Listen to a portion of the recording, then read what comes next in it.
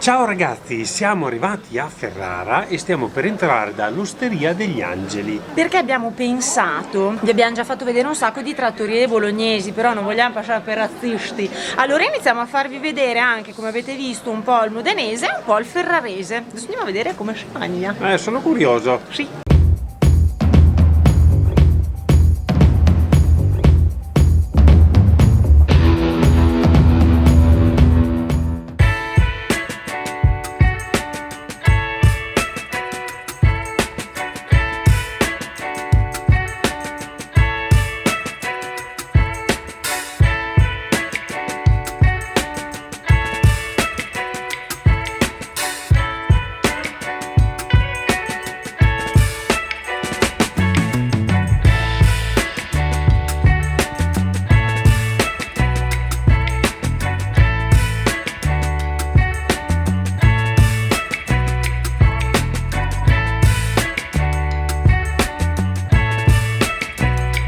Cos'è quella, boss? Giustamente il cestino del pane è un conetto con dentro la ciuppetta ferrarese. Non so se l'ho detto correttamente con l'accento, perché a Bologna questo pane, che è tipicissimo ferrarese, lo chiamiamo in un modo che fa leggermente incavolare i ferraresi, lo chiamiamo crocetta. È un pane che vedete ha questa forma molto particolare, ha praticamente niente di mollica, è abbastanza secco dentro, vedete?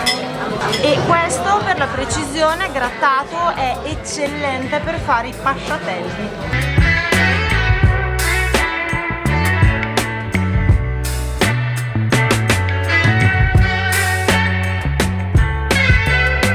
Questi sono i Caribombecchi cappelletti, si vede perché la grandezza di questo è più grande del nostro tortellino. E poi un'altra cosa, il boss non mi avrebbe mai passato questi, se erano tortellini non me li passava alla panna. Si sente proprio alla panna e proprio gli dà una bomba. È buonissimo boss, non so cosa dire. Adesso te spiegherai tutte le tue storie. Esatto. Però spacca. Il ripieno del cappelletto lo chiamano il battu, che viene battuto, viene macinato per essere fatto sottile, per poter essere riempito, e ha un ripieno comunque con carni completamente diverse rispetto al nostro tortellino. Qui c'è la goletta, il petto di pollo, c'è il lombo di maiale, c'è il parmigiano, l'uovo, ovviamente un pochino di noce moscata eccetera, ed è cotto prima di essere tritato e riempito in questo gioiellino di pasta. Molto buono. Questo è tipicissimo di Ferrara, è un piatto che risale ancora, credo, a Lucrezia Borgia probabilmente. Si chiama pasticcio ferrarese, un guscio di pasta frolla con dentro dei maccheroni conditi con ragù e besciamella. È assai buono.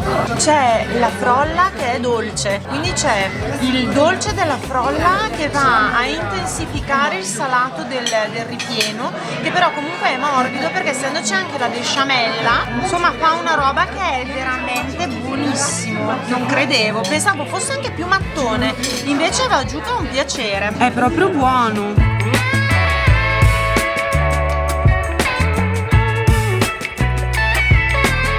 Questo è un difetto. Fare la scarpetta con la ciuppetta è un pelino faticoso. Niente. Mi spieghi perché hai lasciato qui la rucola? Forse perché io la odio in tutte le forme, in tutte le salse, me la trovo sempre nel piatto, sempre. Arriverà un giorno e mi porteranno il dolce con la foglia di rucola come decorazione.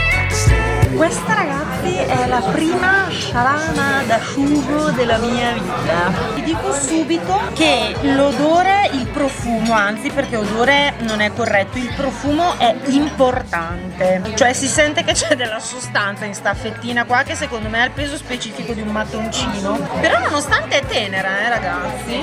La salama d'asciugo dicono che o la ami o la odi. Quindi adesso vediamo quale delle due versioni è quella che fa per me. Non lo so. Pare risalga addirittura la prima ricetta al 1700 dal parroco di Tresigallo, anzi Tresigallo per la precisione. Maiale bisogna dirlo alla ferrarese. Ed è una ricetta che ha dentro tutte parti di maiale e ci sono anche parti di fegato e non mi ricordo cos'altro, dopo ve lo dico. Purè che è fatto, mi sembra bene, è bello fine. Fatto da patate fresche, Dio piacendo, non sono quelli da busta perché vedete che non è così basico anche se è un ristorante. Per il mio gusto è molto buono, non c'è troppo parmigiano, però l'estimatore di purè, il Monster, ne prendo un pezzettino piccolo.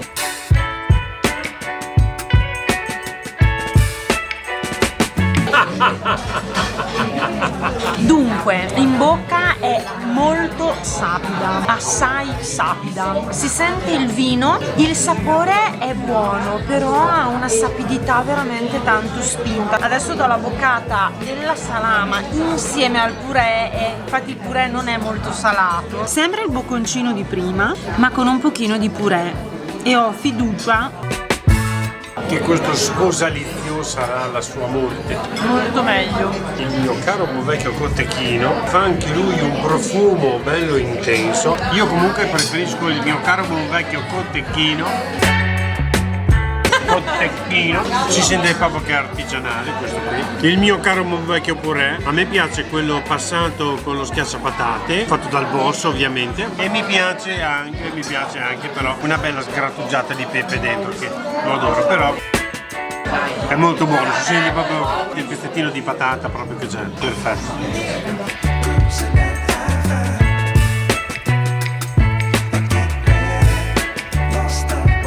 Ci assaggiamo un bel ratafia. Questo qui è un liquore vino rosso bagnato nelle foglie di ciliegia. È un liquore fatto, non me lo ricordo più. La cameriera è stata molto gentile perché ci ha spiegato un paio di cose sulla salamina da sugo. Quando viene preparato l'impasto e chiuso nella terina, vengono prima della cottura e viene fatta stagionare. La media stagionatura è dedicata alla cottura, invece la stagionatura più lunga diventa poi una sorta di affettato perché non va cotta e va sfettolata così e mangiata a crudo. Allora, abbiamo speso la bellezza di 85 eurini. Mangiato sicuramente bene, sicuramente tipico, prodotti veramente di qualità comunque effettivamente, forse un pelino sopra la media diciamo come prezzi, però ci può anche stare, siamo praticamente in centro storico a Prara. Ricordate di iscrivervi al canale, Attivare la campanella. lasciare il like se vi è piaciuto il video e continuare a seguirci perché ci saranno un sacco di novità andando avanti.